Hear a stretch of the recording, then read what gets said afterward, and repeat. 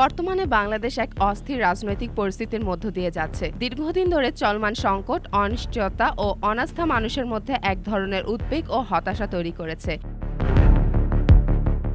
এই প্রেক্ষাপটে জাতীয় নির্বাচন নিয়ে আলোচনা ও প্রস্তুতি দেশের রাজনৈতিক ভবিষ্যৎ নির্ধারণে একটি গুরুত্বপূর্ণ ধাপ হিসেবে দেখা যাচ্ছে। ২৬ জুলাই রাষ্ট্রীয় অতিথি ভবন যমুনায় অনুষ্ঠিত এক বৈঠকে প্রধান উপদেষ্টা রাজনৈতিক দলগুলোর প্রতিনিধিদের সঙ্গে মতবিনিময় করেন। ওয়ালটন এখন দেশের সীমানা পেরিয়ে পৌঁছে গিয়েছে ৫০টিরও বেশি দেশে।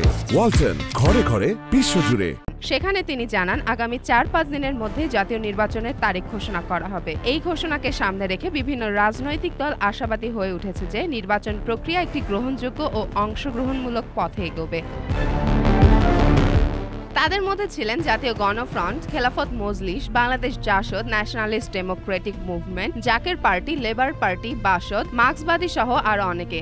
অংশগ্রহণকারী দলগুলোর মতে একটি সুষ্ঠু ও নিরপেক্ষ নির্বাচনই রাজনৈতিক সংকট সমাধানের পথ খুলে দিতে পারে। এর আগে আরও কয়েক দফায় রাজনৈতিক দলগুলোর সঙ্গে আলোচনা করেছে প্রধান উপদেষ্টা। এসব বৈঠক দেশব্যাপী আলোচনার জন্ম দিয়েছে এবং একটি নির্বাচনের মাধ্যমে সমস্যা সমাধানের সম্ভাবনা সামনে এনেছে।